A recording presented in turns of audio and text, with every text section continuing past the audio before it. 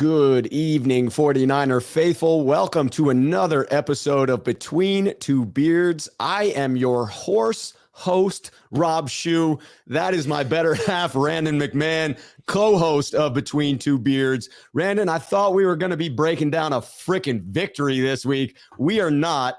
It's a loss. How are you doing handling that news, sir? What happened to the Win Wednesday that we were pumping up, huh? I don't know.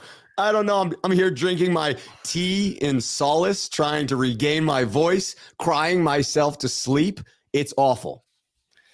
Yeah, it was rough. And, we'll go deep dive into it, but I was sitting there, I do it's a tradition every single first week of the season, outside of 1 year where I actually went to go see the Niners play in Tampa, that me and my best friend, Peter, we watch football together, because he's got 2 kids, got a wife and everything. And so he's usually busier than I, right? So we try to at least make it the first week. We go hang out. And, we are at a nice restaurant with boobies and butts around. But the game was on and we were watching. And I just, as soon as the Debo fumble happened, I was like, we're letting this team stay in it already. This is not good. This is not good, and, it obviously turned out the way it turned out. But, football's back. Won, 3 out of my 4 fantasy leagues, won in some daily fantasy, so I got some money. So ultimately, I would trade that all in for a Niners W, but overall, it was a decent weekend. I'm glad to hear that, and I love the enthusiasm in the comment section, regardless of the fact that we are not doing our Win Wednesday as previously promised. The Gabe Bubba Niners show, summing it up, we were a minute late to start. He says, Rob, hurry up. I mean, come on, get it together, Rob and Randon. Raphael 562 Niners Sneakerhead here on the channel says, what's up, Rob, Randon, Sneakerheads, and everyone. Alan Elizer. Wow, it's been 6 months already. Congratulations on being a sneakerhead for 6 months, Alan. Way to support the channel. He says, hello, faithful. Randon, what do you think of our chances against the Sea Chickens? You can tease it now if you want, Randon, but we have this segment coming up at the end of the show as well. We'll go deep dives, but I say 65% right now. W. 65%. Charles, higher than the Vegas odds makers. I like it. We've got a big spread working. Charles Alt coming in. Rob, what's up? Let's go Niners. Gold-blooded Ola Beardos. Faithful. Beat the Hawks. An early must-win this Sunday. It does feel that way. Kurt Papadakis saying, Rob, what kind of statistical performances will Lance need to have to get a week out of the pressure cooker? I'll tell you what, winning does tend to solve everything. Hello to Cheese and Kim Adams as well. Welcome into the program. Devin, welcome to the newest member of the Sneakerhead crew. Devin is our latest Sneakerhead. Let's get into this thing and talk a little bit about the roster changes that were announced today. Had a couple of moves announced by the San Francisco 49ers. I'm going to get in and read the official team statement about what happened today. The San Francisco 49ers today announced they have promoted defensive lineman Kemoko Turay to the active roster from the team's practice squad. In order to make room on the roster, the team placed defensive lineman Jordan Willis on the injured reserve list. The team also signed running back Marlon Mack, wide receiver Willie Snead IV, and cornerback Kerry Vincent Jr. to the team's practice squad. The Willis injury, turns out he's having a cleanup procedure done on the knee after experiencing some discomfort and talking to trainers about it on Monday, as reported by Matt Barrows. Willis was inactive on Sunday. No idea if that had anything to do with any soreness he was feeling at the time. I would have thought maybe he'd be brought up active on that day because of his contributions on special teams. But that brings up the question, Randon, what would your guess be as to whether Kemoko Turay is dressed against the Seahawks on Sunday, or does he find himself on the inactive list? They promoted 2 guys for special teams. Obviously, we saw Jordan Mason over Ty Davis Price. You could say, oh, he played better in the preseason, but, Shanahan flat out said that was for special teams reasons. And so, special teams really dictates that. I don't know what Turay's been doing on the practice squad just since the 1 week since camp. So, if he's getting special teams nods over other players, maybe so. But, not that the defensive line wasn't good, but we weren't getting home. And whether you equate that to Justin Fields being just the elite athlete that he is and dodging all these pass rush or whatever, they need to put some numbers on the board in the form of sacks. And there was a lot of horseshoes and hand grenades in this first game where we're getting close, but not bringing it in. So, I like Turay. I didn't really like him going to the practice squad. I thought he was better than some of the guys from the minimal film that I watched and what I saw there. But why not? I mean, they need something. Not that, and it's not bringing it down on anybody else that was playing the game, but maybe sending the guy to the practice squad for a week makes him hungry enough to where he comes in with some vitriol to get home to the quarterback. Absolutely. I think he deserves to be active. I'm with you that we've got to generate that pass rush, got to get home, and having the significant depth, the rotation there to be able to send in platoons of guys coming after a less mobile quarterback in Geno Smith could be a recipe for success to really beat up on Seattle, put them down for the count like we were unable to do against the Bears early, where we were dominating but just weren't able to put them away. Couple of super chats to bring in before we talk about one more piece of the roster moves that feels important, and that is the signing of Marlon Mack. First, Jaguile56, sneakerhead here on the channel, comes in to say, Rob, we have to be focused. The Seahawks are motivated. We are definitely going to be talking about the Seahawks in the second half of this program, but Jaguile is hitting on a trend that is so obvious it jumps off of the page. When you watch the Seahawks and what they were able to do against Denver, it was so clear to me how motivated Pete Carroll had that squad. They came out throwing their bodies around with reckless abandon. We'll talk about this later, but I just wonder if they'll be able to keep it up. Short week for them, 6 days. Niners are going to be freaking angry. It's a home game for San Francisco. And, can you really get up 2 weeks in a row like that and overcome the physical bruising that they put themselves through in beating Denver? Yeah, my thing is, like everybody, obviously, I think Justin Fields is more athletic, but, combine numbers for Geno Smith, 4.59. He was a 91 prospect grade, which is pretty high for next-gen stats. Obviously went to the garbage heap that is the Jets. And so, who knows if he would have had a better backdrop to start his career, where he would be. He's always been an adequate backup. DK Metcalf's numbers last year with Geno Smith, he was on pace on a 17-game season. Now, granted, small sample size, over 120 catches, 1,200 yards, and 21 touchdowns. So it's not like he can't feed the football. He's not going to be, an apex predator, so to speak, from the quarterback position, but he can do enough to win the football game. And Niners fans shouldn't be going in there thinking we're just going to blow the door open like we did last weekend. Yeah, I think that's fair. And it is something to point out that DK Metcalf is going to be an exciting player to watch this season, in particular coming up this week. I mean, we will be touching on it. Mooney Ward covering DK Metcalf. That's one of the matchups I'm excited about on Sunday. A couple of comments in regards to what Jaguile is bringing up here. Brian Berquist pointing out that, Rob, if Geno Smith played like that every game, he'd be a starting quarterback. Technically, he is a starting quarterback. They rode the home energy and going against Wilson. I'm with Brian on this, though, that, a technicality, he is a starting quarterback, but he'd be considered by other teams in the league as a starting caliber quarterback if he played like that on a regular basis. He doesn't. I would tend to agree. I think it had more to do with that energy. Lee Ving pointing out that Russ revenge factor was real. Absolutely was real. All right, let's get to that other super chat coming in from Edgardo Rodriguez. I really hope Trey Lance balls out and makes mainstream media eat their words. It's disgusting, the amount of hate that Trey is getting. We're going to talk about this as well coming up in the program. I do find it to be almost humorous at this point. Humorous and sad is the reality. It pisses me off. It irritates me. Feels like many of these stories come without merit, but it's also to be expected. It's whatever generates the conversation. And right now, the topic of conversation is San Francisco has a quarterback on their roster who's not playing, that has taken them to the Super Bowl, that has taken them to the NFC Championship game. And the national media loves that narrative. They do. And it's just so crazy because I get it all the time here. It's like, all I had to do was answer Monday from everybody at work was like, oh, you think they're going to go to Jimmy Garoppolo? Like, after one game in a monsoon, it's like, did you not watch, Jimmy at Indy? Like, did you even watch the whole game? Like, you just looked at the score box and the loss.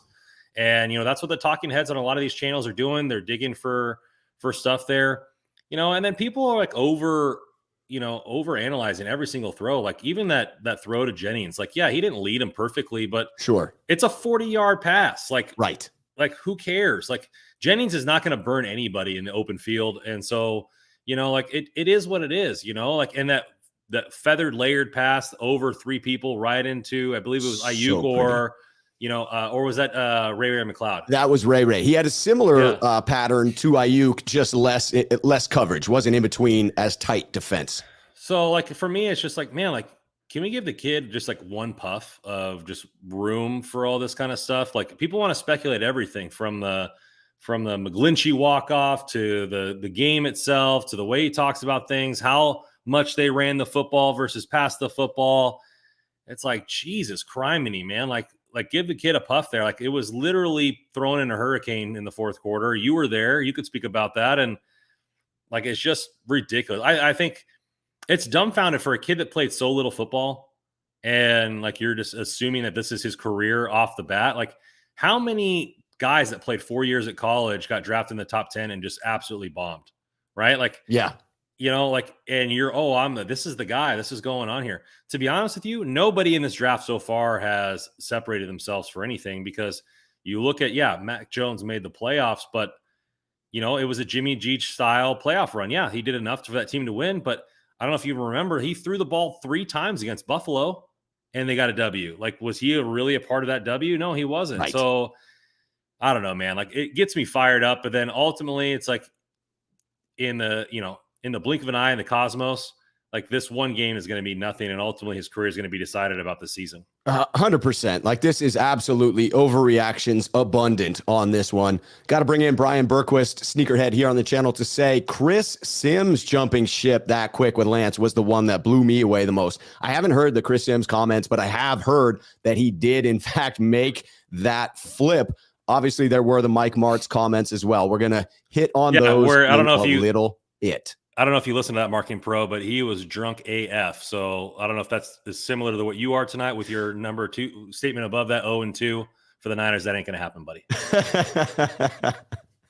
I need to hear that. I've only read the transcript. I'd like to hear a sloshy Mike Martz. All right, let's finish talking about these roster moves. The last one that seems relevant is Marlon Mack. So let's give the year to date for Marlon Mack. He signed with the Houston Texans as a free agent this year, April 11th, 2022. Was released by the Texans August 30th, 2022, probably because of the overlap with Rex Burkhead there, but not a great sign in my book. Signed to the practice squad with Houston on the 31st and was later released September 5th. So he was completely available. Niners swooped him, brought him to the practice squad. What are your overall thoughts on the Mack signing? I've given mine earlier in the week, but I'll reiterate them here. And do you believe he's going to be active on Sunday?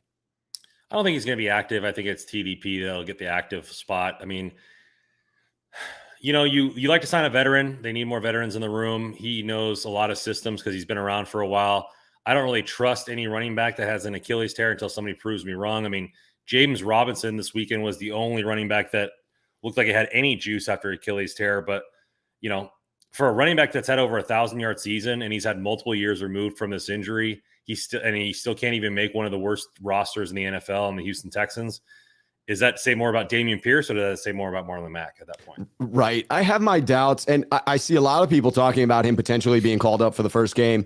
He's a veteran. He probably is better at pass protection than TDP, but he's not learned the schemes. And so learning your assignments seems pretty critical as far as pass protection goes. So I would be surprised, unpleasantly surprised, if he is active on Sunday, because that will further the narrative of a wasted pick on TDP. And I'm just not ready to go there, just like I'm not ready to make a decision on Lance's entire career based on week 1 in that monsoon that did occur.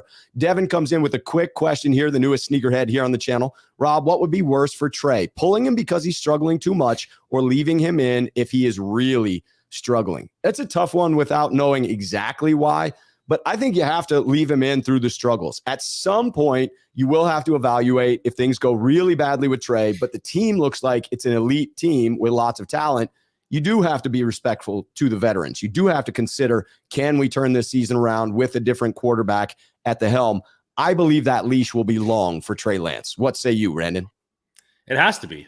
I mean, like, capital dictates that it has to be, right? I mean, if otherwise he's getting pulled after like game 3 or game 4. Like, if Shanahan's like, hey, I have to win, like, and we're 0-3 and this kind of stuff. But ultimately, like, you have to let this stuff go. You have to move forward with with Trey Lance. Like, you really dropping 3 first-round picks to like bench a guy and potentially cut him after 2 years? Like as much as I would hate it, like on the being negative, like if he sucks this whole season and the Niners don't make the playoffs, then we can talk about what to do in the offseason. But I think you have to give him the full 17 games at that point. I think it's a very long leash as well. I'm not entirely convinced it's the full season if things go badly, but I agree on the idea that you've got to find out what you have. You gave up so much to get it. All right, and you look at and just say this in the two full seasons, or in the 2 past seasons. Yeah, Jimmy G had a back-to-back loss and 4 losses in a row as a starter. So it's not like Jimmy G is immune to losing back-to-back games. So even if Trey does lose this weekend, or the Niners do, and he has back-to-back losses, it's not like it hasn't happened with the Golden Boy. Right. So like, outside of the 2019 season where we went undefeated for 9 straight games or 10 straight games, like he's had multiple losses in a row. He's looked bad for stretches. I don't think it'll be that way for Trey Lance. I thought Trey looked fine. Like outside of the fourth quarter where I couldn't literally watching it on the TV broadcast had to put up black lines on the broadcast because you couldn't even see where the field was on the camera. I live in Portland, Oregon. That was top 3, maybe top 1 hardest rain I have ever been through in my life. It was like an ice bucket challenge, except minus the ice, of buckets of water being dumped on your head. It was insane. Anyone who says that the game was not impacted by the weather is just out of their minds. We didn't lose because of the rain, but it prevented the comeback for sure. Yes, impacted for sure. All right, let's break down the Bears. I want to talk about the biggest takeaway from the game. I'll begin this one because to me, this one is an obvious choice, and it's the penalties. The 49ers finished with 12 penalties for 99 yards. It was so sloppy, and it feels like a bit of a trend for Kyle Shanahan, if we're being honest about it. He has started the year poorly at times. I'm citing Will DeWitt, a Bears podcaster, that the 49ers averaged 7.2 penalties in the season openers under Kyle Shanahan. Even in 2019, where we started that win streak against the Bucs, 11 penalties for 87 yards in that game. The only reason we were able to take it away was 3 forced turnovers by the defense in that one. So penalties have been a consistent problem for the Niners in recent years. In 2021, last year, Niners were 3rd most in penalty yards in the league with over 1,000 yards in penalties against them. And in total, throughout Kyle Shanahan's career since 2017, they are 11th in the most penalties, 539 penalties over those years. So it feels like there's some undisciplined football that can undo the talent on that roster. And that seems easy enough to clean up. Well, does it? I mean, all those stats say over his career, like he hasn't been able to do that. I mean, they have to, though. Like that has to be, they do. That has to be something like you're absolutely just smushing the Browns' face in the dirt all game. And then it's like 3rd and 1, you get the stuff. And then, you dive on a quarterback who's already going out of bounds. Now, all the different angles you want to make truth. I thought they were weak calls, but still, like they could be calls. So it's just, my thing is like, those are dumb mistakes. Like you're letting a team back in it. And like I said in the beginning, I was sitting there at the bar, like, this doesn't feel like a win. Like this feels like we're going to lose this game. And people are like, like you're just being negative Nancy. I'm like, man, I've watched a lot of sports and it just looks like we're leaving them in this. And that's what that's what that's what it felt like just watching it. Like it just felt like there was multiple times letting them back in. So. Yeah. All right. I am going to bring in a comment because I'll take criticism, but I got to call this one out as BS in my book. Marketing Pro coming after Trey Lance. I believe Marketing Pro may be a Rams fan, so there's some motivation there. Correct me if I'm wrong about being a Rams fan there, Marketing Pro. But he says Trey runs like a fullback, slow, scared in the pocket. 4th down throw in the 4th was a punt out of bounds. Poor mechanics. I would say that is an overgeneralization there. And when it comes to Trey Lance's running, when I look from last year to this year, he was consistently moving the ball forward after hitting defenders. Is he a speed guy like Justin Fields or Lamar Jackson? No, he's a power runner like Steve McNair, like Josh Allen. Is he slow? Absolutely not. Did he look like a fullback out there to me? Maybe in size, but he was getting to where he needed to be, moving the ball with his legs and consistently moving, pushing those defenders after contact. So I'm not hearing that. This was not one of those games where, again, I'm saying Trey Lance was responsible for this loss or Trey Lance had a bad game. Was it a great game? No, there's a lot to clean up there. Trey was the first one to say it, but I'm just not going to let that comment slide without calling it out. Well, at least, Mike Martz watches your show. Like he's still drinking tonight coming in. Because this was just verbal diarrhea of exactly what Mike Martz said, and doesn't seem like any new opinion here. I mean, you look at the first part of the game, he was throwing dimes like everywhere. Like, and it was like, yeah, he stared down. He said he thought he stared down the safety on the interception. In the fourth quarter, you couldn't even literally throw it to Juice 8 yards away because the rain was so thick. Like, right. Like, so like if you leave the fourth quarter out of this game where it was a literal monsoon, I believe I saw the stat that Trey was a top 10 quarterback this week as far as statistical. So, QBR, accuracy, all that kind of stuff like that. So if you take out the fourth quarter where it was a monsoon, now don't quote me verbatim. I was just looking at this online, so it might be something a little bit off about that. But he was one of the better quarterbacks through 3 quarters. I understand you got to play 4 quarters. Eventually, as a quarterback, you got to get those dirty wins in the rain. Justin Fields got a dirty win in the rain. So, it really what it was. But outside of the 2 plays where Justin Fields took advantage of broken coverage, Trey Lance was by far the better quarterback all game. He was throwing dimes, feathered throws here and there, hitting players where he needed to be. Yeah, did he make a mistake? Yeah, he ran up inside the pocket, threw a ball in the dirt to a wide open wide receiver, missed the tight end leak, which doesn't seem like any quarterback can hit that tight end leak. We run it so many times, never seen it be successful. I don't know if it's just a quarterback thing or if it's a tough play in general, but man, I just don't see the slander there. And if you're a Rams fan, I don't know how you can be talking crap based on what you put up on Thursday night with supposedly having one of the best quarterbacks in the NFL. You might want to get that arm checked there, bud. Getting it checked. I'm agreeing with Daniel Jr. Middleton here. Trey played decent for the conditions. All right, what was your biggest takeaway from this one against the Bears, Randon? I think the biggest takeaway was the run game just completely was non-existent after Eli Mitchell went out of the field. Yeah. That's troublesome. And for me, they're putting the ball, and no offense to Debo, they're putting the ball in Debo's hands way too much already. He is a 1,400-yard receiver. I get it, he's good in the backfield, but when you're lining up in the goal line, and you're running with Debo Samuel at the goal line, when you have a 225-pound back in Mason, you have guys on the field that are bigger than him that can run those things. It makes no sense to me at that point. Yeah, I love Debo as much as the next person, but you're putting him in too much of danger, especially in a game where it's the first game of the season. He should be lining up outside. I know he had I think 8 targets, dropped a lot of balls, which is been Debo's problem. But I don't know. I just think it's too much run in the backfield for Debo Samuel in game 1 of the season.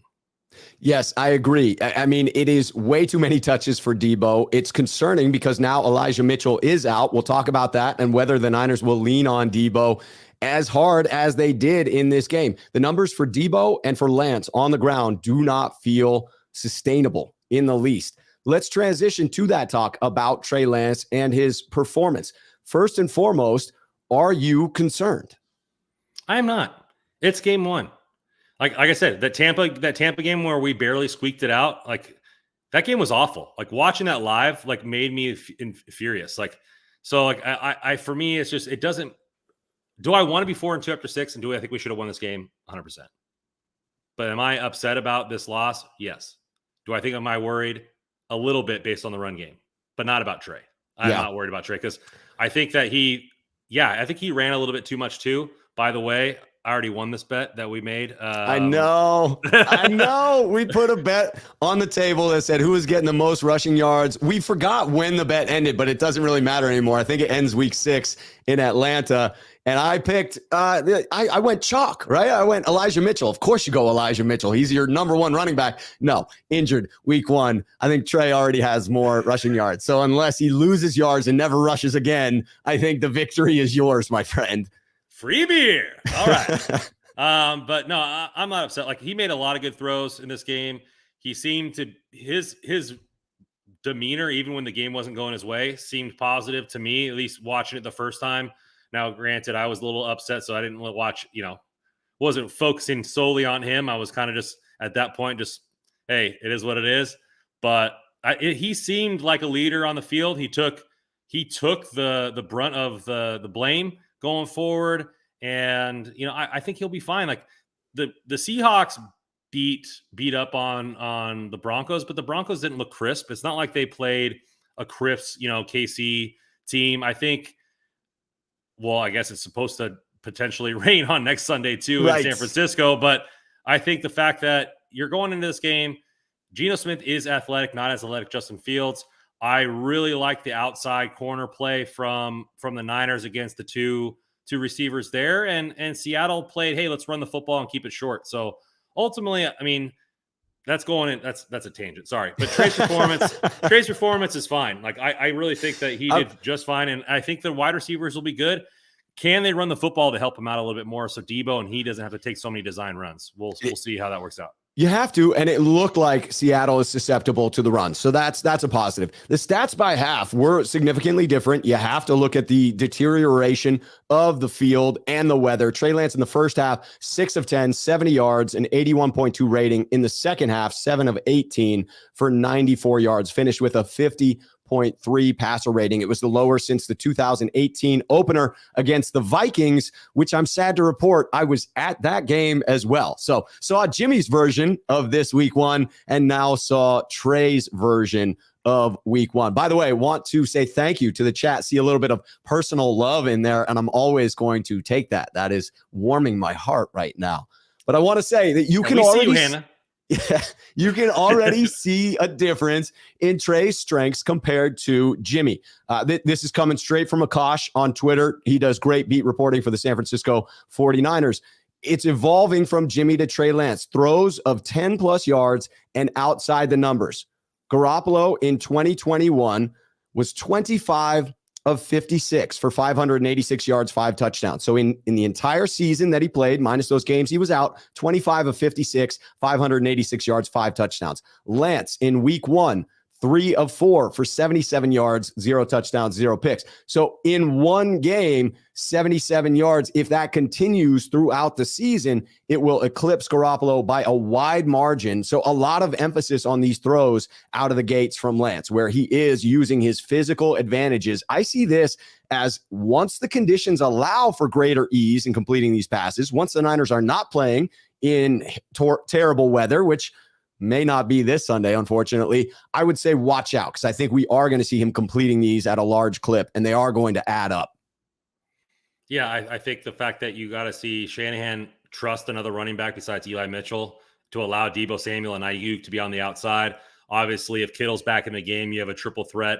I don't think that there's anybody that stacks up on the Seahawks in the secondary that can compete with these three guys. So if the weather allows for it, I think we're going to be slinging the rock all over the place. Hopefully a running back can step up like Eli Mitchell did last year and earn the confidence, whether it be TDP or Mason. I think a lot of people are going to hate me for this, but I think Jeff Wilson seems a little slow. He doesn't seem to have that burst as he used to. I don't know if it's just this game in the mud. Last year it was 50-50 for me, depending on the game that you watched. So we'll see how this game works out. For all you fantasy people out there, I let people spend all the money on Jeff Wilson. I took a free stab at Ty Davis Price because I think he'll be suited up. We'll see who the backup is. And ultimately, Kyle's going to go with the hot hand because, he's got to win the game. Yeah, you can take a flyer on a lot of those guys, right? TDP, he could eat up the touchdowns, even if he isn't a heavy carry back, even if he's getting limited touches. And you could easily see Jordan Mason supplanting Jeff Wilson Jr. as the more talented, at least that would appear this way, the more talented back for an every down back as well, if he can handle the pass protection there. Let's swap over to the other side of the ball and talk a little bit about some blown defensive assignments. I want to ask you, first off, was the defense bad or good in your mind? Because I want to acknowledge that even with the blown plays, the defense allowed just 3.6 yards per play on Sunday against the Bears. What was your overall impression? Literally, they suffocated the Bears with a plastic bag. Like it was brutal in the first half to watch that game for the Bears offense. And then the second half, like two blown plays. And you look at it and, listening to people who are, professionals with the secondary and everything like that, and receiver coaches, they said like, hey, teams practice this scramble drill stuff. And with quarterbacks that are mobile like Fields, typically you have two receivers follow Fields in the direction he's going, one rush up the middle, and one stay backside in case he can flip around and throw it. So it's exactly what happened. The cat man himself, Dante Pettis, caught it in a little revenge game for him. But, I think the fact that you looked at, like, they executed when it needed to happen. Like, Fields was not the better player. But on the two plays where he had people wide open, he made the play. He stood alive with his feet, and he made the play. Like, and you look at, there's opportunities there for Lance where he made a lot of good plays, but the one that was the tight end was open in the end zone, missed it. Right? You have a lot of conversion stuff. They missed it. They couldn't run the football. So my thing was, the defense overall was fantastic outside these penalties, which are unexcusable, and the two blown coverages. Yeah, it was so frustrating to watch, right? Because it was a case of suffocating the Bears. I'm in lockstep with you on that. When the defense was cooking, they were cooking with gas. It was ridiculous. They were smothering the Bears. It looked like we should have owned that game and walked away with it. But we allowed those schoolyard plays to occur. The offense couldn't capitalize, made some mistakes, put the Bears back on the field time and time again. Eventually, Fields did what I expected him to do in running around, making some big plays. I agree. It was really painful to watch a revenge game from Dante Pettis, although I feel for the young man. I'm sure that was the highlight of his freaking year, coming back and stealing the souls of the San Francisco 49ers and specifically their fans, who gave him quite a hard time. It was a case. The 49ers DVOA rankings after week one on defense, they were still ranked 5th overall. Only Buffalo, Tampa Bay, the Chargers, and Pittsburgh were ahead of San Francisco defensively. So this was a defense that, other than those couple of plays, held their own, was dominant. And I have to say, I would blame at least a couple of those blown coverages on the Jimmy Ward effect. Not having your longest tenured defender out there, one of the voices of the secondary, someone who calls out what they see, making sure others are where they need to be, someone that showed last year when he plays with Hufanga is that much better. And imagine the kind of game Hufanga could have had Jimmy Ward been out there. So I do think we felt the Jimmy Ward effect.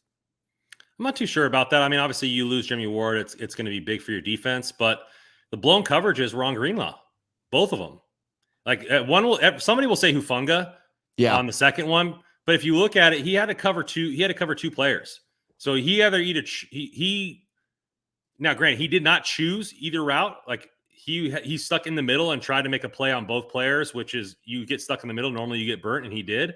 But if he covers that deep route, that's an easy, at least 40-yard game, maybe a touchdown, because all he has to do is make Hufanga miss at that point.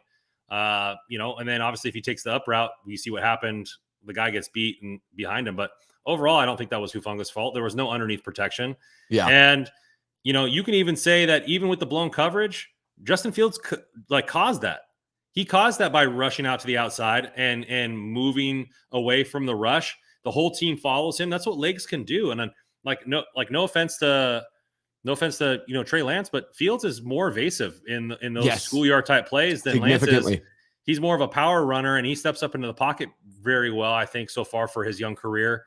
But, I really think the fact that you're looking at Greenlaw, I think Greenlaw really cost us this game. And as much as you don't want to blame one player, like multiple penalties that let third downs continue, that led to points, he was a part of both blown coverages. Like, he just was very sloppy in this game, and it really led to our defeat. And whether that is fair or not, I think it is, because you got to take ownership of what you're doing on the field. But going forward, will the linebacking core be better? Because there was a lot of good stuff about it, right? Cole Kmet had one target, I think, or two targets and 0 catches. The only catch that he almost caught was on the sideline. So, there's a lot of good tight ends on our schedule that we're going to be facing, i.e. Kelsey and Darren Waller. And you have the mountain man himself in Seattle here, coming off an injury, Will Disley. 38-yard touchdown catch on Monday night.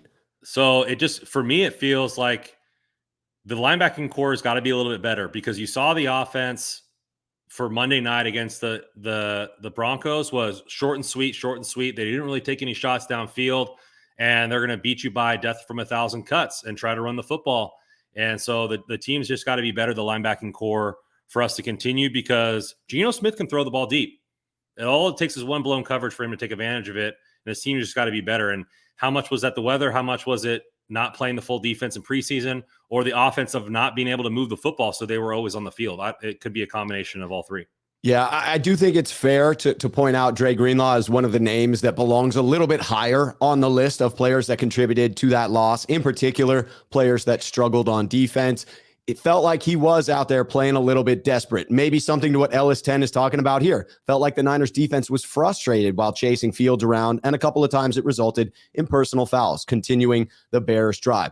It can get frustrating when the guy is just so elusive, you can't catch up to him. Fields certainly has that elusive factor. You see it when the 49ers have played Russell Wilson in years past, have played Kyler Murray. It does happen where you get frustrated. You're so close to making that play, but he just gets right away. And eventually you have a shot and you take it and you're a step late and you hit him in the face mask, or you grab his face mask, or you dive on him out of bounds. And it felt like the 49ers fell victim to that here. Well, let's talk about one of those players that you mentioned that didn't have a bad game. Drill down just a little bit on Talanoa Hufanga. By the way, do want to talk about the fact that I did, in fact, put Mr. Marketing Pro just on a timeout. I just want to acknowledge I have no problem with people coming in and being critical, offering different viewpoints. It was the continual feeling like egging on of other fans without much substance behind it, which does feel like a bit of troll behavior. Marketing Pro, I'm not calling you a troll. I am saying that if you don't want to be banned from the channel, I would refrain from further spamming in the chat like that. But happy to have your varying opinion and hope you're not offended by the fact that I needed to chill out that chat. So let's get into this Hufanga situation. Again, going back to my man who cites the stats on Twitter, Akash Anavatharian, Talanoa Hufanga versus the Chicago Bears. PFF listed this: 8 tackles, 2 assisted tackles, 6 run stops, 1 pick, 1 catch allowed on 3 targets for 3 yards, a 2.8 passer rating when targeted. That was crazy. When you want to look at NFL leaders in PFF's run stops for week 1, number 1, Max Crosby, 8. Number 2, tied for first, Camus Grugier-Hill, 8. Tremont Edmonds, 7. Talanoa Hufanga, 4th on that list with run stops in week 1 with 6. The only defensive back with at least 5 run stops in week 1. So he was just playing with his hair on fire. What beautiful hair it is. We don't want it to burn off. But man, it was an electric first half. Not as great in the second half, but I still, overall, an amazing game by Talanoa Hufanga. To me, he proved why he belongs in that starting spot. You know, we said it, the instincts are going to be the thing that drives his career, right? He's not the most athletic, but the instincts and knowing where to play, like, and if the play is in front of him, he's there. Like it literally is in front of him. He really wasn't tested deep too much. So, you know, we'll see how that works out, you know, going forward when, you know, some quarterbacks are able to throw it deep on him and that athleticism. But in this game, watching him keep everything in front of him, flying around the field, making, you know, very good tackles, obviously getting the pick for that, you know, the pub there for how well he played. You know, I really like what he's doing there. You know, it's very good football. I would just like to see it continually going forward. Like, right. It's as much as you don't want to overreact to the bad games, you don't want to overreact to the good games. And I want to see him get tested a little bit more downfield, see how that works out. This field was a lot of dink and dunk, and we might not get that next week because that was the offense for Seattle. But then, you know, we go in and play the Broncos, we play the Rams. They're going to throw the ball downfield. So we'll see how that works out. But so far, A+ showing for the first game as a starter. Yeah, the Broncos certainly tried to throw it deep against the Seahawks. And you could see Jerry Jeudy against the 49ers in week 3 being a test. The Rams being another one. Hell, DK Metcalf could be a test this weekend. Definitely want to say thank you. Take a moment to say thanks to Russ for putting this up there, but also to recognize on yesterday's program, Randon, I was calling out that I was 16 people away, Joe Montana away from 7,000 subscribers on the channel, and that I was hoping to hit it by midnight. I looked at 12:03, took a little screenshot on my phone. It did flash the 7K. So I want to say thank you to the new subscribers on the channel. Appreciate the fact that we got it to 7K. Feels like a big one on my part because of the fact that it took a little while to get to 7K, and some stuff happened right around this time that challenged my resolve. And so I want to say thank you to everyone, and thank you to you as well, Randon. Obviously, with you coming on here, Between Two Beards, one of my favorite shows, you make it so easy to partner with you on this. So thank you to everyone watching, and thank you, Randon. Yeah, appreciate it, man. Thank you for having me on, and congratulations. Absolutely. Thank you, sir. All right, so let us get into the next topic. The San Francisco 49ers offensive line play. So this one was another popular target. I have to say, in rewatching, I'm not as convinced that it's a huge issue, that it can't be righted fairly quickly. So again, citing PFF here for pressures allowed. Now, this is subjective, so if you object to PFF, I would understand, speaking to Randon or anyone watching for that matter. But they had Trent Williams with 3. I'm not concerned about Trent Williams going forward. That man is going to lock up what he is doing. Won't be an issue. Aaron Banks had 2 pressures allowed. Jake Brendel, 2 pressures allowed. Mike McGlinchey, 2 pressures allowed. One of those being very egregious, if you will say. It's fair to think, again, Williams is going to get his corrected, but I want to point out Spencer Burford, no pressures on 35 snaps. And to me, some of the offensive line was still getting used to the way in which Trey moves within the pocket. And Trey can do a better job of sliding within the pocket. I believe he's going to work on that skill. He has situational awareness, spatial awareness enough to where I'm confident he will get better at sliding around in the pocket. And that will make it so much easier on the offensive line. Yeah, Robert Quinn, even though we were kind of busting his chops last week, he's one of the premier pass rushers in the league. And so, you're going against one of the better players wherever he lines up. That's what was one of the keys to the game that we thought the Bears needed to do, was put Quinn in beneficial situations. I know it was the rookie that beat McGlinchey on that egregious pass play, but yeah, I mean, for me, it was, you could blame the weather. You could blame this, obviously not a tight game. The O-line play for me more was on the running game. Like after Eli Mitchell went out, there was very little to no run presence in the game. They had to rely on Deebo Samuel, which I don't really want to do. I don't know why they didn't give at least Mason 5 carries to during that game. It's not like the special teams was that necessary, even though we were ranked 11th. Shout out for the big jump from the bottom 5 to 11th. It is nice. But man, you look at it, and it's the part of the preseason now, right? Like you don't play Trent Williams, not because he's injured, because you don't want him to get injured. So there's no real game, going against teams that are actually trying to sack the quarterback when you're playing against Aaron Banks. Obviously, McGlinchey was injured most of the preseason, but man, it just seems like this team could have done a little bit better against a pass rush that was a little bit limited. I haven't done much research on the Seahawks pass rush and how they really look and who they've brought in. So I can't really, give you accurate what I think about the upcoming game. But, everybody picks them to have 4 wins on the season, so they can't be that great, to be honest with you. Right.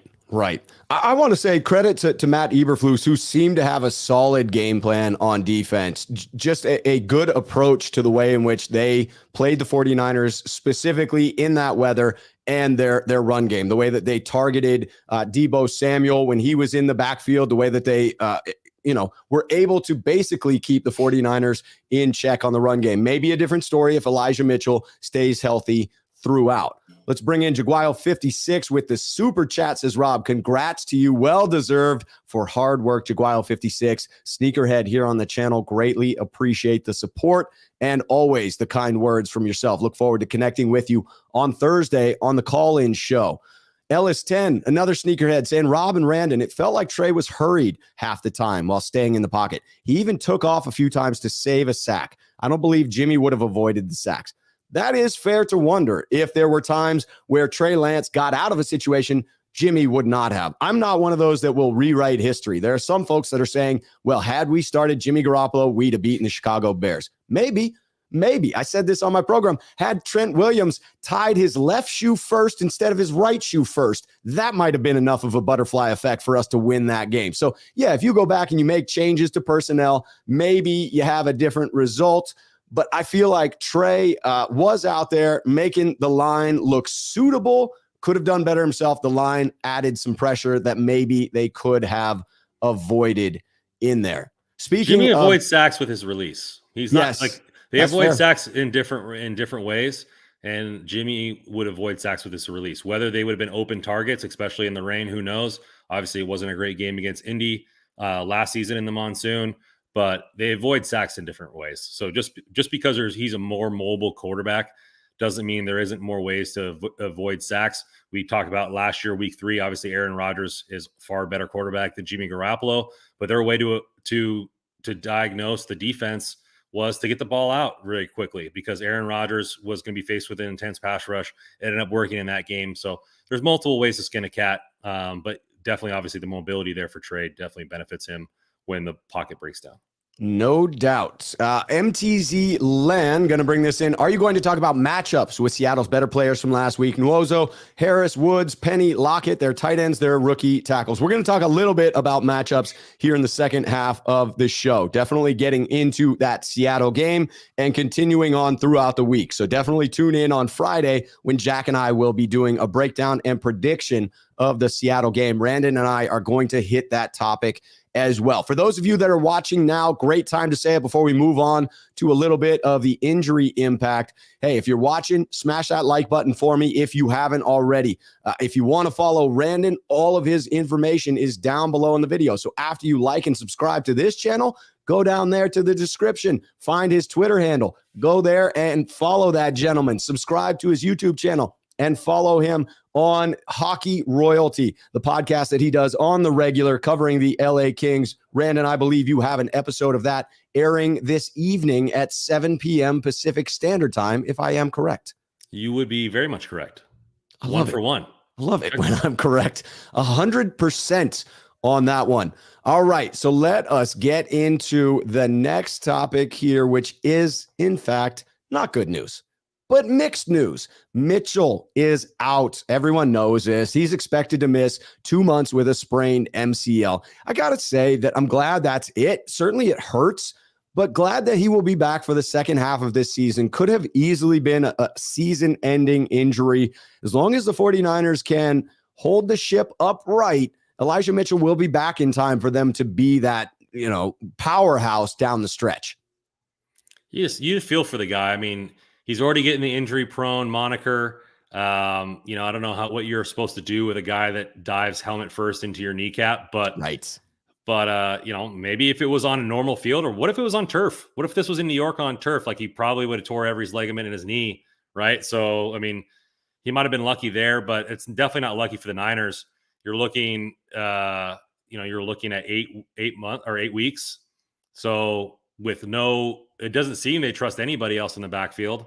So we'll see how this works out. I mean, it's not like Sermon lit it up in Philadelphia. He wasn't even suited. So, like, this team is taking a lot of swings on running backs. Kyle Shanahan said you can never have enough running backs, and that just comes to fruition here. My thing with the offensive line off the last topic is everybody says, oh, it doesn't matter who's in the backfield. It could be any undrafted. That's why we shouldn't draft running backs. Well, we're going to put that to the test. Is it going to be undrafted free agent, Jordan Mason? Is it going to be TDP? Are we going to sign a guy off the street with an Achilles tear that's going to run? Right. You can make any bet here. Obviously Jeff Wilson Jr. will probably get first stab at it, but it's a major impact because he was running, I believe, 6 yards a carry in the first half. Like, he looked very good. And just, you take a helmet to the kneecap, that running game doesn't look the same. It really doesn't. It doesn't. It doesn't. It was a notable difference. Now, could that have been halftime adjustments from the Bears defense? Absolutely. Maybe Elijah Mitchell wouldn't have had the same success in the second half that he was having in the first. But my eye tells me that it was a drop-off from Elijah Mitchell to Jeff Wilson Jr. And you're right. 49er faithful will say, hey, plug in anybody. That hasn't always been the case. Now, we do have Deebo Samuel. You would hope you can get enough out of TDP or Jordan Mason to make it relevant. And Marlon Mack, I felt like was not a great addition, but the best free agent running back available out there. So while I'm not entirely sure he will suit up on Sunday, I do think he adds depth there. And if it's needed, I believe it was the right choice as far as the most talented individual out there. Quesadilla Thrilla, Randon, wants to just make sure that you're still cool with him because he is an Avalanche fan. And so can you forgive Quesadilla Thrilla 71? Yeah, as long as you're not a Sharks fan, you're fine. Boom. Ooh, you just made some enemies on this. You know how many Sharks fans there are going to be in this audience right now? Cook him. Cook him in the comments, ladies and gentlemen. I know. I give you permission. I got that north-south thing going on. People hate me over it. I'm a cross bayer as well. I'm all over the place. But congratulations on the Stanley Cup. That team is stacked and fun to watch. We'll see if the loss of Nazem Kadri will hurt that team next season more than you think. Enough hockey on this program, good sir. My team over yours says, who's the starting running back Sunday? I think it's Jeff Wilson Jr. And interpreting your statements, Randon, I believe that you share that belief that Jeff will get the first crack at the running back carries. I think he will. He'll get the start. Yes. But you got to assume that they're going to spell him with somebody. So they will. Absolutely. So whether it's Mason or TDP or both, and somebody gets the hot hand going, it's anybody's game. Like to say that anybody thought Mitchell would be the starting running back all season, they're lying to you. So, like it could be anybody from here. And I don't think Matt suits up for some reason if he has a phenomenal week in practice. But even then, like Tadeusz Price has been there, got the 3rd round pick moniker. I don't think, just from a pride standpoint, that Shanahan wants to be wrong again on another running back. So I think Ty Davis Price is probably my favorite to end the game with the most yards. I just think he just needs a little bit of a pub there. And, from some of the running back people that I saw, he was pretty good in pass protection from what I've heard from other people. I'm no running back expert, but in college he was pretty decent there. And so I would lean Ty Davis Price to end the game with the most rushing yards out of the backfield outside of probably Trey Lance again. He was renowned for having good pass protection skills coming out of college. My pick is going to be the dark horse, Jordan Mason. I think once he gets a little bit of run, he'll show what he continued to do in the preseason. So that's going to be my dark horse. That's who I've picked up with the $0 bids in fantasy football. But I also believe that TDP has just as good a chance coming in. All right, one more topic before we get to Seattle. We'll spend the last 30-something minutes of the show on Seattle, we promise.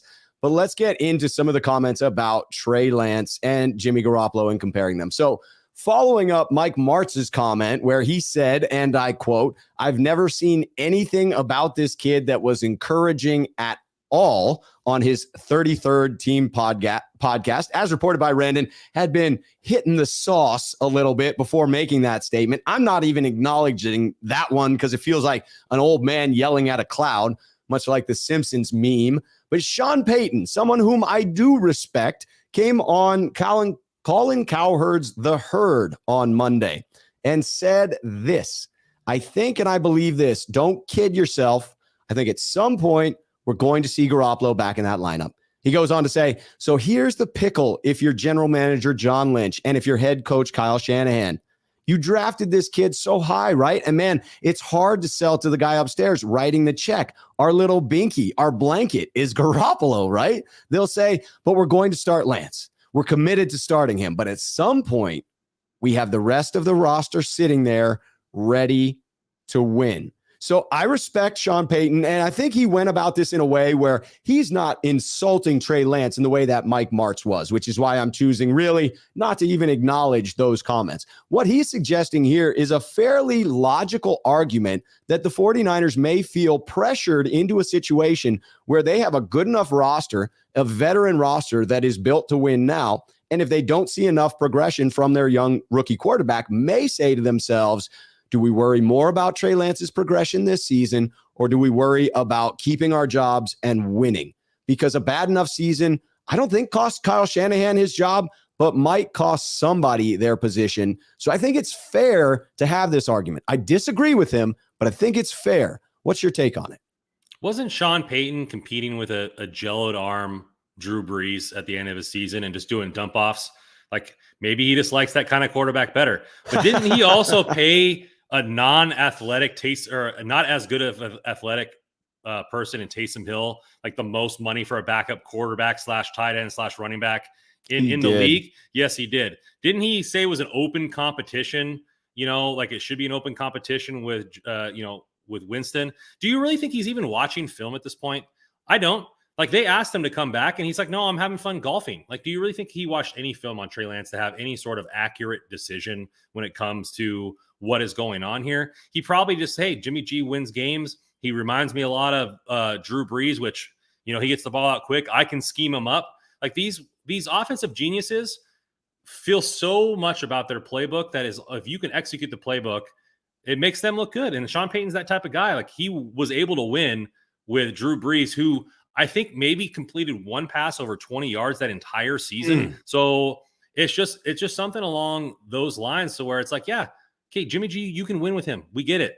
But they've already moved forward with this. And to say that you don't see anything in Trey Lance, like I said, either you're doing a lot of drinking and golfing, which I would be too in retirement, and not watching film, or this is just a thing that you prefer that type of quarterback.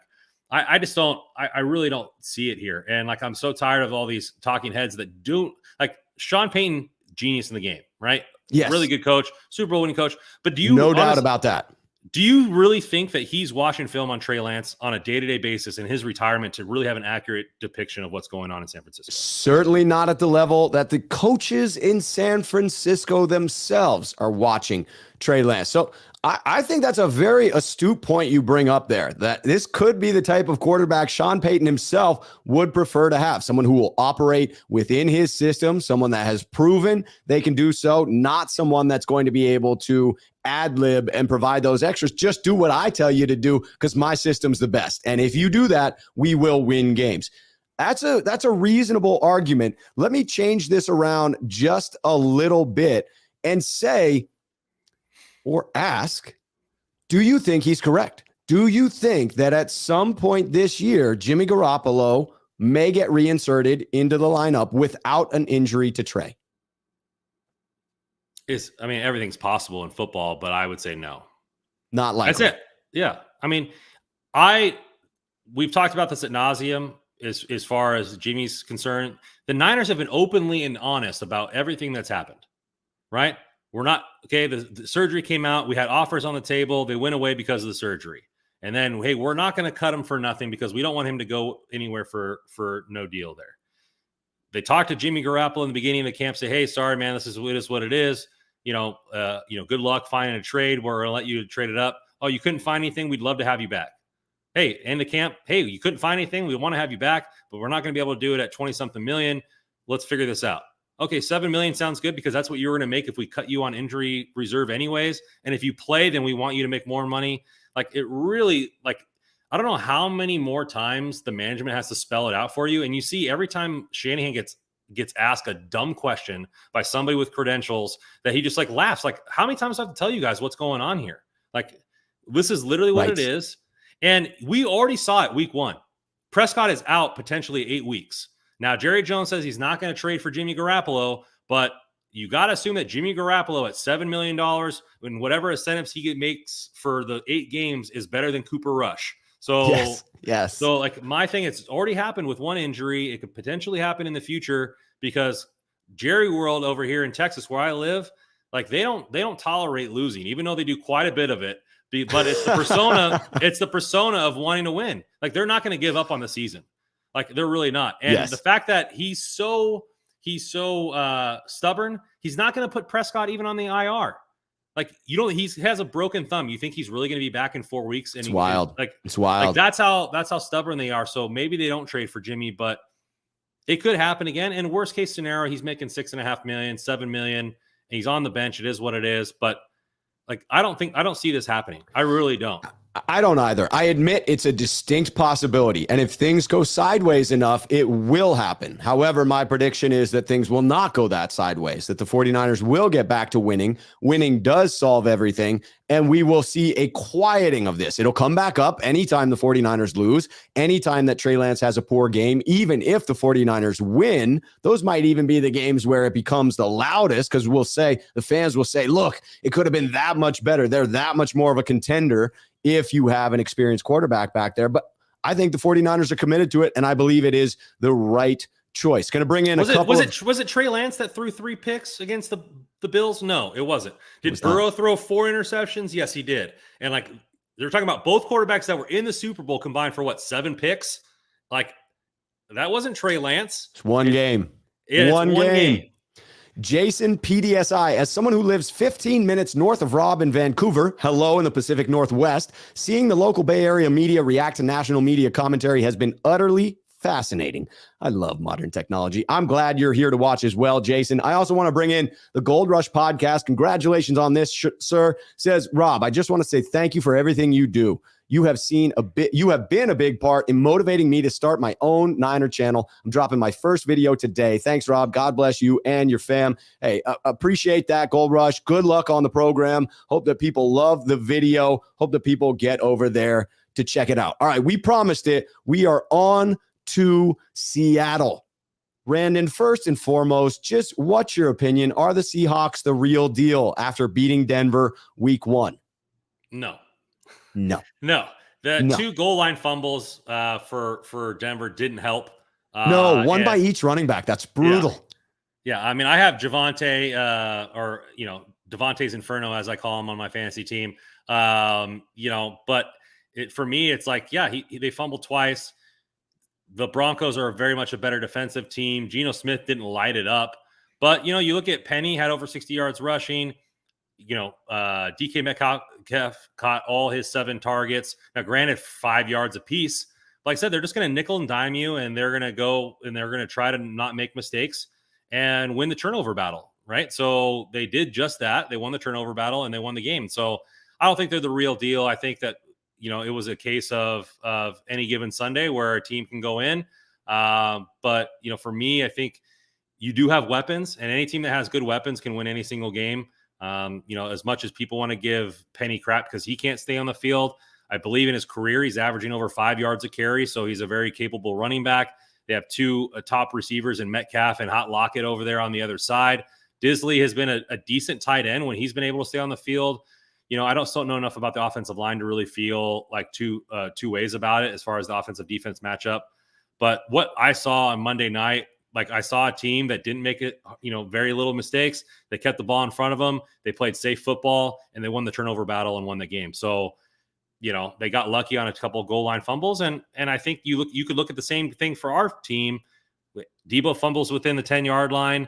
You have a couple of those things go the bad way, blown coverages. A couple of mistakes won Seattle that game. It could have been a very different game if they punched both those the goal line runs in. Yeah, I do also believe that the Seahawks, what they showed against the Denver Broncos was that they needed everything to go their way and to play conservatively within their own offense and not make any mistakes to get that victory. If they had not gotten the 2 fumbles at the goal line, 14-point swing, they probably lose that game handily. If they're not able to start out right where Geno Smith completes his first 10, 13 passes somewhere in there, if he's not coming out on fire, it's probably not the same game. What I was surprised about is the reaction to Seattle winning. I mean, The Athletic redid their power rankings and put Seattle as number 12. I get that they won the game, but to put Seattle 12th to me is just wild. I did not see a considerable amount of talent to where I said to myself, hey, Seattle is going to win themselves a lot of games this year. I saw a team that was fired up to play, that came out absolutely throwing their bodies around the field. Everything went their way, and they eked out the victory with a wide left field goal, right? So it wasn't as if they dominated Denver. They were one bad decision away from maybe Russell Wilson getting a few more yards. And piss poor clock management by the Broncos. Piss poor. I mean, what kind of a decision was that by Denver's head coach at the end there? It was wild. Have you seen the Peyton Manning cast about that last drive? Yes. He's like, I absolutely love it. He's like, I think we should call timeout and talk about it here. You see Peyton Manning, like the whole broadcast is just doing this. Just like nervously. 40 seconds. Yeah. He felt so bad for Russell Wilson. Like, somebody call a timeout. Please. Like this is painful to watch. Yes. And I do think that Denver was sold as a very talented roster, a quarterback away. And they need some time to gel. They're not quite as talented by first glance as we have been sold. So again, week 1, don't overreact on Denver not being a good team. We'll come up against them in week 3 and get to see for ourselves. But this one to me, is Seattle better than I thought they were going to be? Yes. They are more competitive. They are more willing to put their bodies on the line for a team that doesn't seem destined to go anywhere. And I credit Pete Carroll for getting them ready to play like that. Do I believe he'll be able to continue doing that throughout the year? No, I do not. I saw, Rashad Penny running very well. Do I have faith he's going to do that on a consistent basis? No. Is Geno Smith going to be as efficient as he was? No, that was his Super Bowl against Russell Wilson. So I believe that. I think the other way. I think I'll go the other way on that. Yeah. So Geno Smith, if you look at his career, like obviously garbage on the Jets. And I said that's probably where his career went to die. But after 2 seasons as a starter coming right out of the gate, they bailed on him, right? That's true. And so if you look at the last 2 seasons with the Seahawks, the 4 games last year in this game, he's thrown for 897 yards, 7 touchdowns, 1 interception, both seasons with a passer rating over 100. So efficient. He's really efficient. He's not turning the ball over. Penny is, like I said, Rashad Penny's career yard per carry is 5.8. Like he's a legit running back. He's just had injury issues. This team has talented skill players. Do I think our defense is going to be overmatched? No, because I love the way the outside corners played against the Bears. Now, obviously, DK and Tyler Lockett are a better duo than Mooney and whoever they lined up on the other side every once in a while. The linebackers, kind of put a clamp on Cole Kmet. I think he's a better player than Disley. But don't be surprised when the Seahawks have a decent season. I just don't think they have enough star power to have a good year. But yeah. I don't think they're going to beat themselves in a lot of these games. I think they're just going to get outmatched and outclassed, which the Niners should be able to do. They should be able to go in there and have their way with this team. But it's not like Geno Smith is a bad quarterback. He's a very high-level backup and low-level starter. But those guys, as we've seen with a lot of people's opinions about Jimmy G, can win games. So I was just going to say, reminds me a little bit of Jimmy G in that regard. So he's still mobile. Like I said, I think it was 4.59 40. Like he has his legs. He's able to throw down the ball downfield. The offense right now is keeping everything in front of them, and they're running the football. Like their defense isn't going to be that good. They're losing Jamal Adams, which I think he's overrated anyways, but he's their blitz specialist as a safety. So we'll see. Like the team has really got to come out in this game and just put the foot on the throat. Like we can't have the early mistakes and letting the team hang around, because look what happened last week. It's wild. It's wild. By the way, Divine Comedy coming in to correct me in my opinion of Rashad Penny. His career yards per carry, 5.8. I would need to double check that to see that it's true. But Divine Comedy, I will rescind a little bit of my Rashad Penny hate there. As a fantasy football player, I just think of him as one that can't be trusted. But then again, he has a smaller sample size, could have the higher yards per carry. Couple of comments I want to bring in. Career average is 5.6 yards per attempt. 5.6. Hey, that is close to 5.8. Close enough that it's impressive.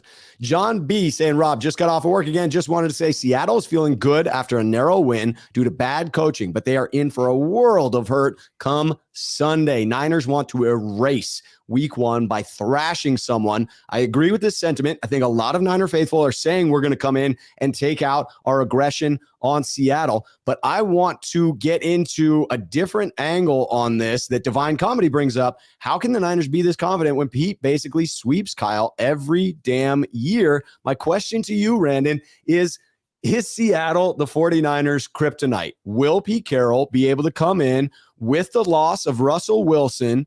Is that enough to finally overcome the little brother son syndrome, or does Pete Carroll come back in chomping on his freaking gum and walk out with a win? I think the ghost of Russell Wilson is what beat us every single time. Like it seems like we were up in the fourth quarter a lot, and he always has to come back and win. I don't have that confidence in Geno Smith as I did in Russell Wilson. I think it stays positive here. But what the Niners lost last year against Colt McCoy, right? So I mean, it can happen against a backup quarterback, but I think the Niners are going to come in focused. I really think that they're going to come in and try to impose their will. Hopefully the rain isn't as bad as it was last week or at all. We'll see the brand new turf or the brand new sod pose a lot of problems. The field at San Francisco's been around for a while. Let's hope it drains a lot better than what we saw in Chicago. And I think this game needs to be coming out and stepping on some throats. Let's take a lot of deep shots. Let's try to go and impose our will. And when you have better athletes, you should be able to do that most of the time. And so I really think it needs to come out quick, come out fast. Let's win this game. Let's take it. But if we let them stay around for all the reasons that I said before, Rashad Penny, Geno Smith are very effective players. They have two good wide receivers. Their tight end is very underrated. If we let them stay around and we don't convert when we need to convert, or we have close to 9 to 10 penalties again, this game is going to be closer than a lot of people think. It shouldn't be, but it could be. It shouldn't be, but if it is, and if it goes the other direction, it is just going to be, I mean, let's be frank about it. It will be a shit show in Santa Clara. If you think that the overreaction was bad in losing to Chicago week 1, wait until you see what would happen if we did drop that second game. Now, I don't believe, I'm with you. I think more of the 49ers kryptonite was Russell Wilson. I do believe that Pete Carroll is a talented coach. Again, I give him credit for having his team fired up to play against Denver. I'm not convinced that will be enough against San Francisco. The one concern that I have, and we'll talk about Geno Smith again in just a moment, because I do think there's truth to your assertion that maybe he is undervalued as a potential starting quarterback. But my fear coming into this, with the wide 9 coming up against Seattle, watching what they did on the ground, a couple of big plays being called back for Rashad Penny, but having success. Do you believe Seattle is going to be able to move the ball on the ground against the San Francisco 49ers, or will this linebacking core step up, make plays, and contain Seattle and get off of the field quickly? The defense against the run game was fairly effective most of the game, outside of one big run that I remember from Montgomery. So we'll see. I mean, isn't Kinlaw injured again? He did tweak his ankle. That looked bad. I was just glad that he got back into that game. So I don't know if he's out for a while or if he's good to go, but Hassan Ridgeway doesn't really inspire confidence. And so, the linebacking core is definitely going to have to step up. And I feel like they're the best linebacking core in the NFL. So they need to do their job and come in there, obviously clean up the mistakes, especially Dre Greenlaw, and really impose their will there and see if they can get this team exactly where they need them to be. Yeah, absolutely. I thought that the 49ers did well against the Bears. It is the mobile quarterback that they seem to struggle most against. Geno Smith is not a complete statue, but certainly wouldn't describe him as a mobile quarterback that is going to shred San Francisco. I do think that we will be able to overcome that little brother, big brother syndrome that we've had against the Seahawks, and it will feel good to get that monkey off of our backs. Jaguayo56, sneakerhead here on the channel, coming in with the super chat, says, Rob, I'm 80 to 20%. So I think that's 80% in favor of a 49ers victory, 20% worried that we might drop the ball. He says, no penalties, score touchdowns in the red zone. Absolutely have to put the ball in the end zone. No question about that.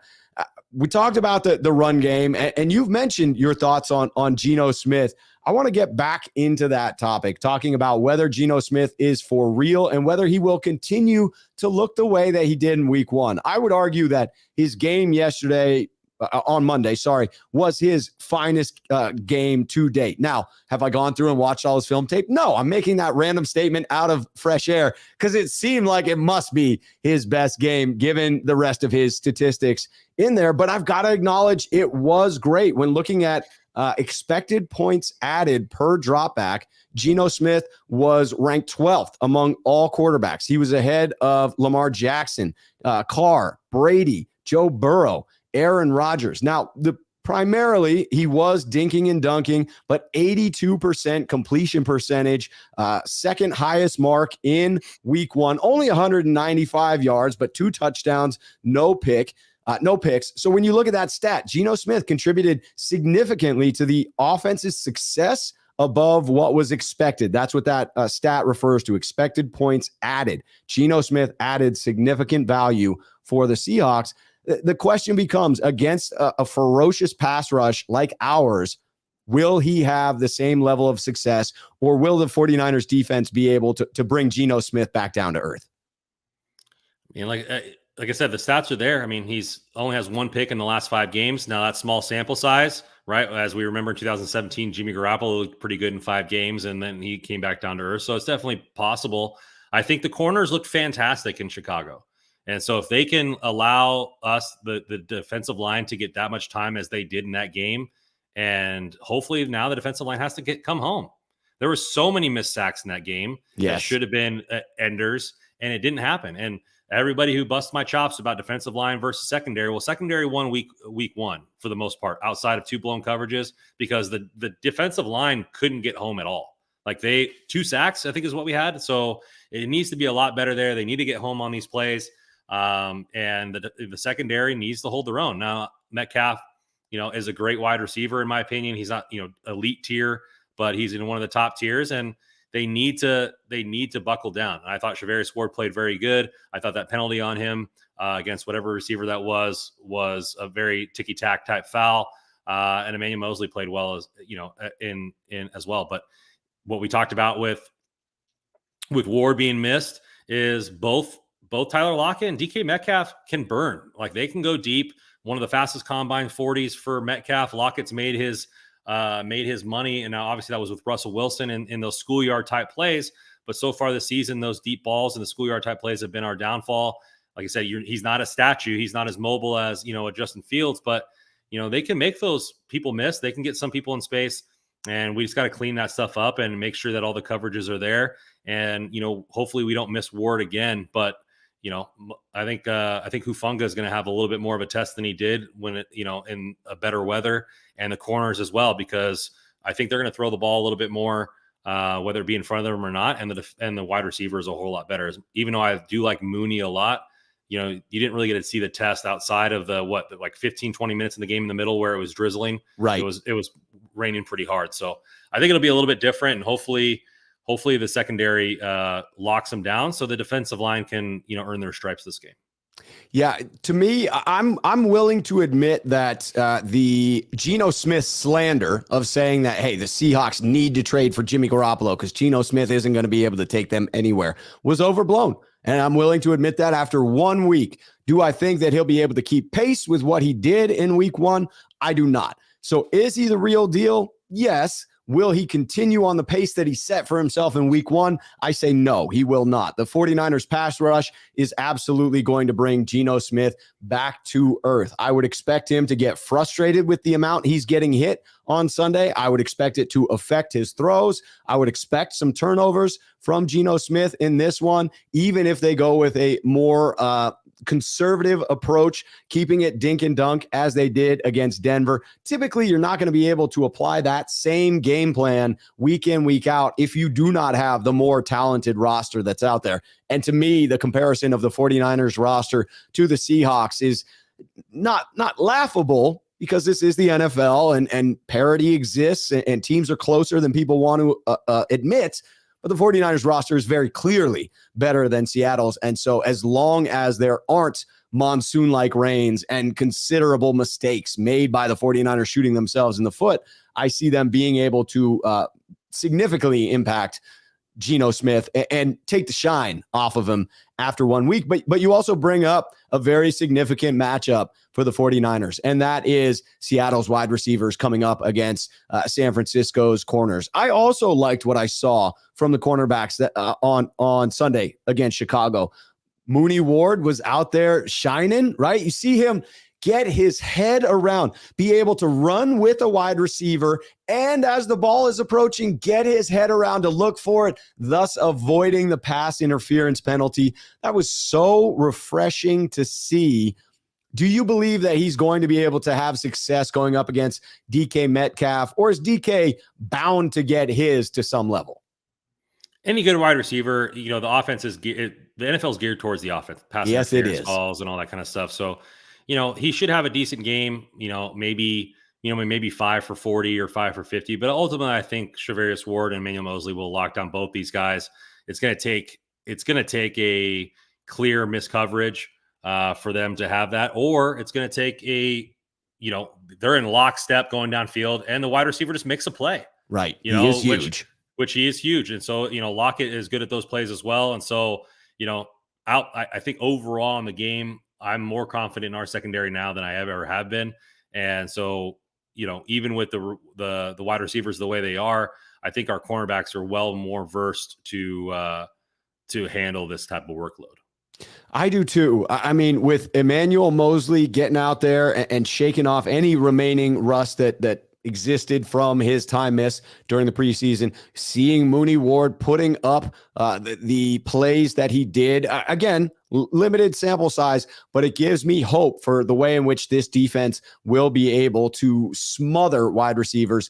And I'm with you. You're playing a good wide receiver. You can't lock them down entirely. They're going to get some. And I would anticipate that DK Metcalf is able to get a few of those 50-50 balls where you just put it up for him. He leaps. The dude is huge, and he comes down with it. I also expect Mooney Ward to be able to hold his own. So I would not look for spectacular statistics from the Seattle wide receivers. I think the advantage goes to the 49ers, a very stout defense overall, fast pass rush that I anticipate will get to Geno Smith, thus limiting the significant number of deep shots. I won't be completely surprised if he gets one off to Disley or DK Metcalf once or twice in the game, but I expect him to be primarily contained and the wide receivers to have moderate games at best.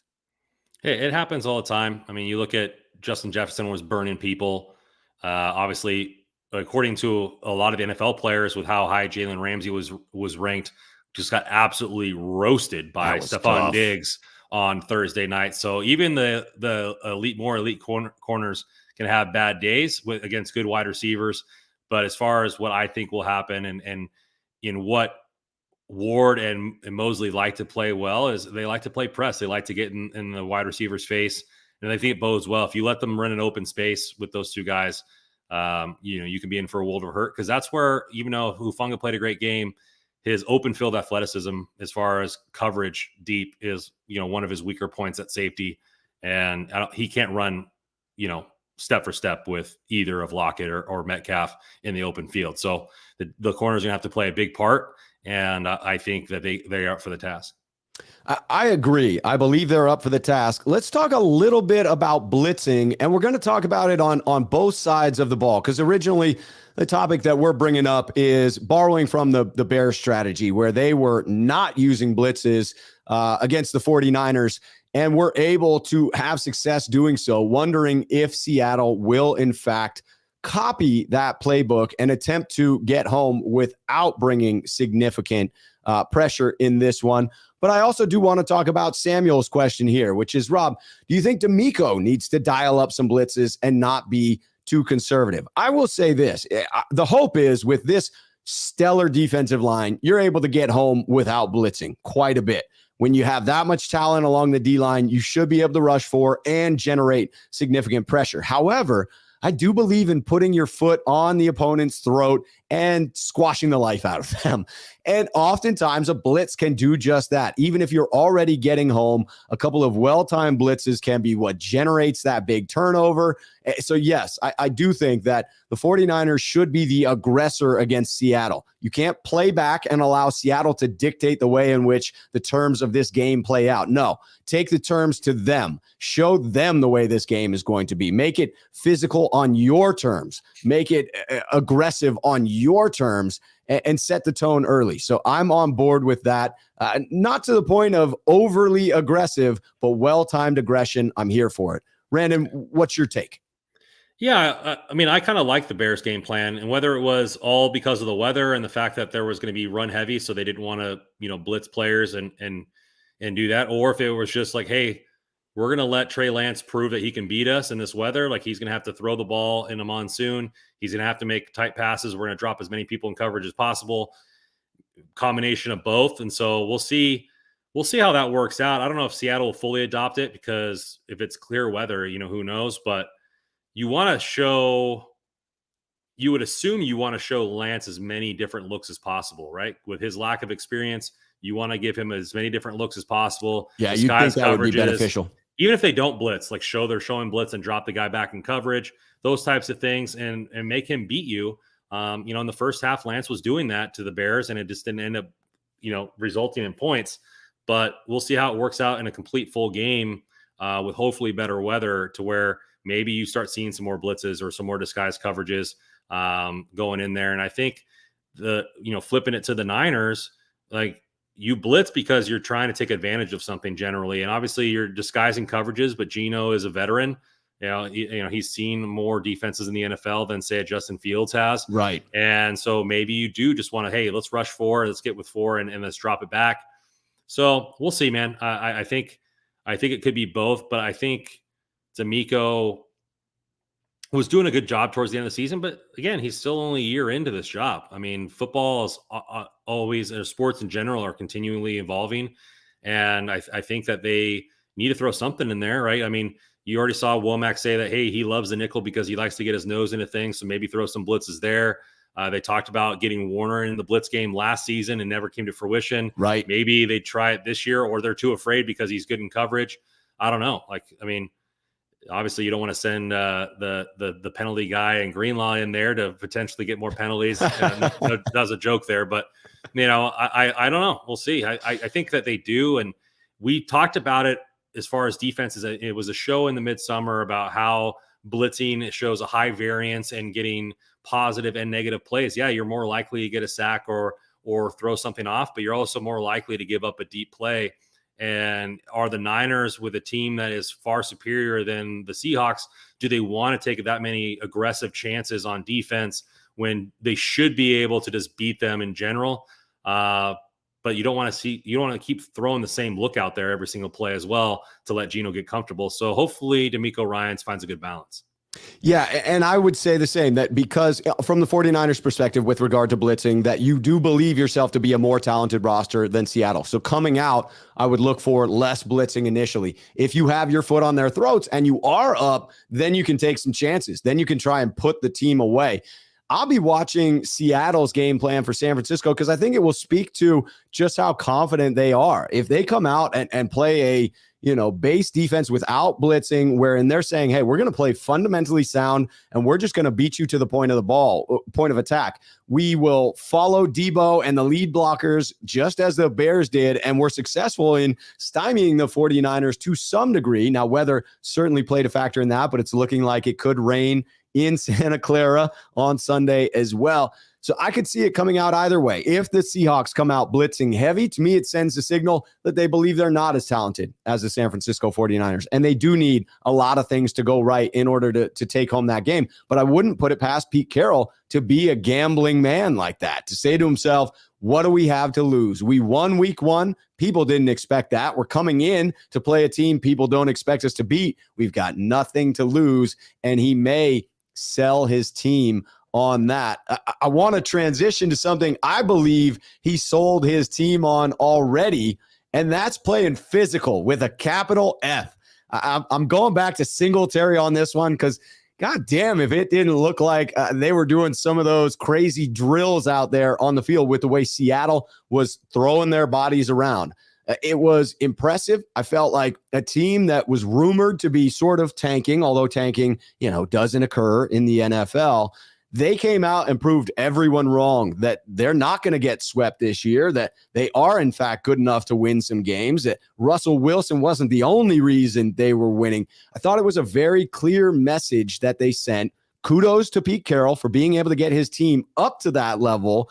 My question is, can the Seahawks really match that intensity from week 1, or is that a fairly unsustainable strategy if you don't have the horses to back it up?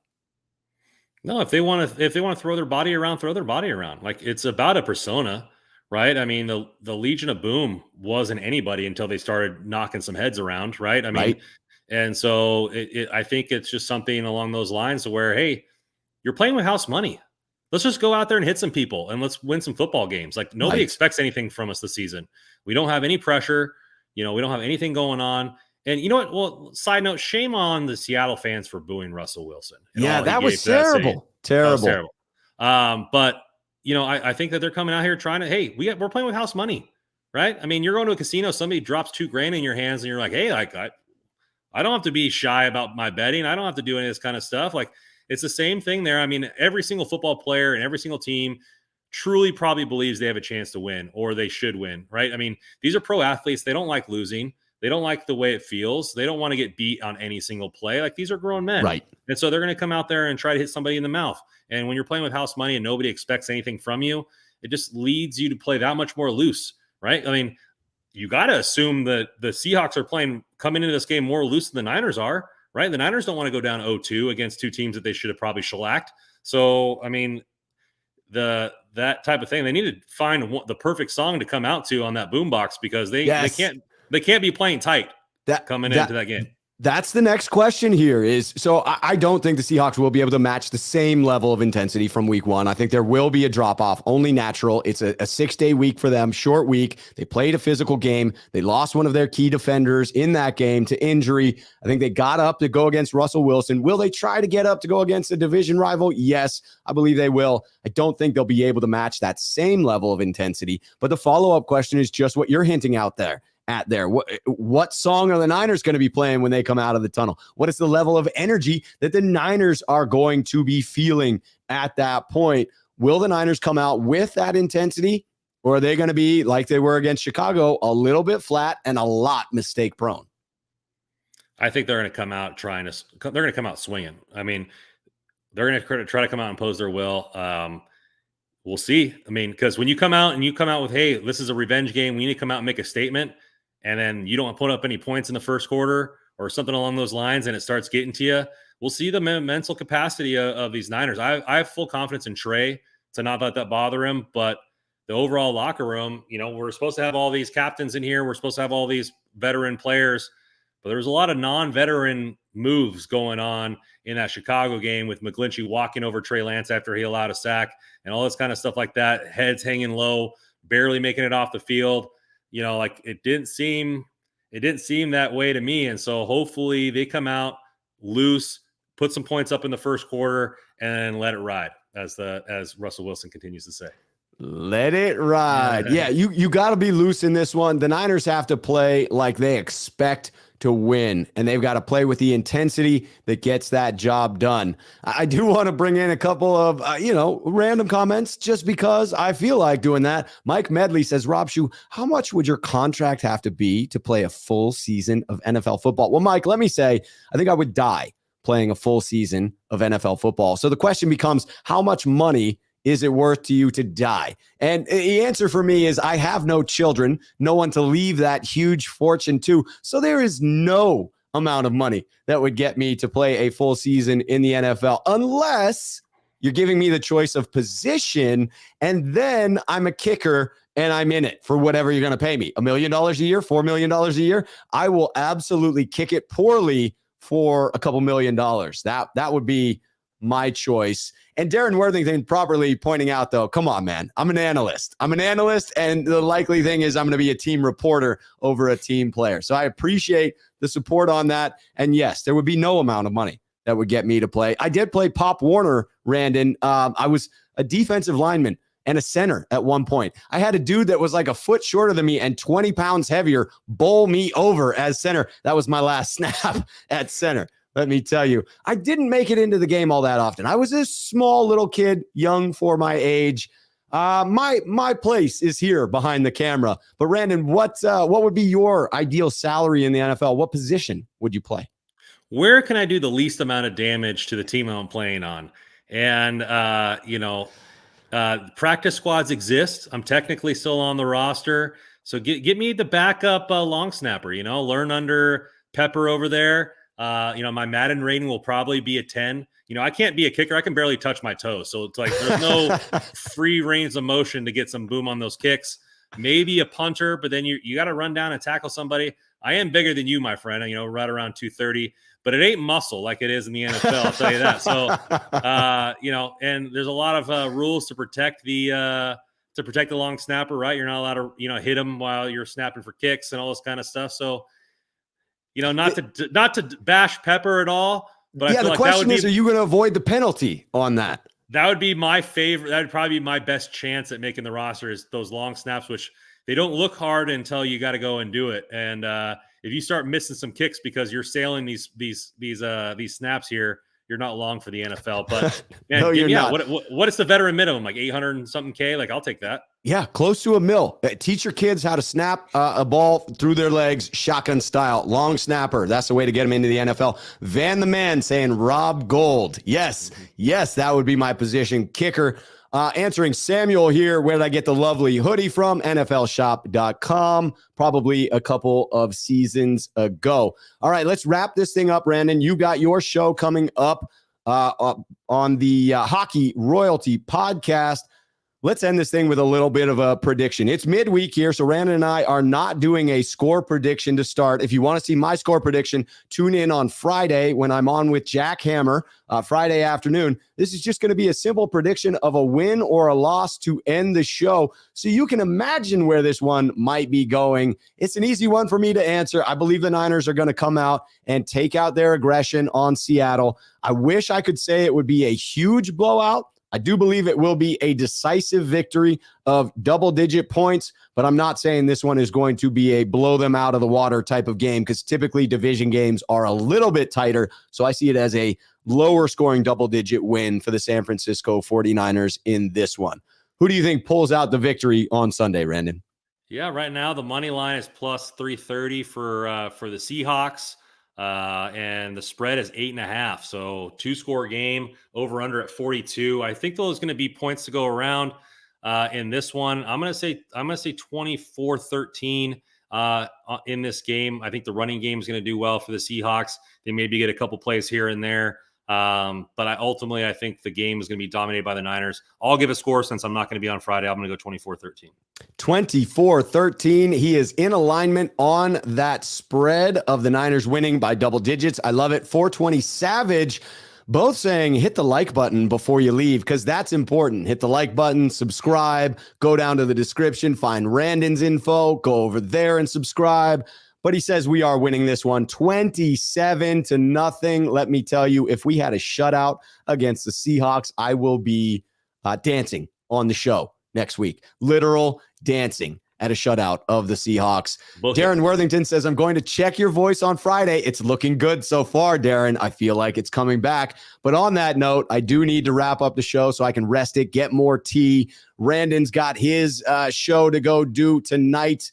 I will be back on tomorrow on this channel at 4 p.m. Now that we're into the season, the Sneakerhead call-in shows will be at 4 p.m. so that we can watch the game, Thursday Night Football. Randon, as always, an absolute pleasure having you on and talking 49er football, even after a loss, my friend. Hopefully we get our first Win Wednesday coming up next week. Yes, indeed. All right, Niner faithful, keep that faith. Don't overreact, and tune in next week for our first Win Wednesday episode. Fingers frickin' crossed. Until tomorrow, when I'll be back at 4 p.m. with the Sneakerhead call-in show. Cheers, faithful.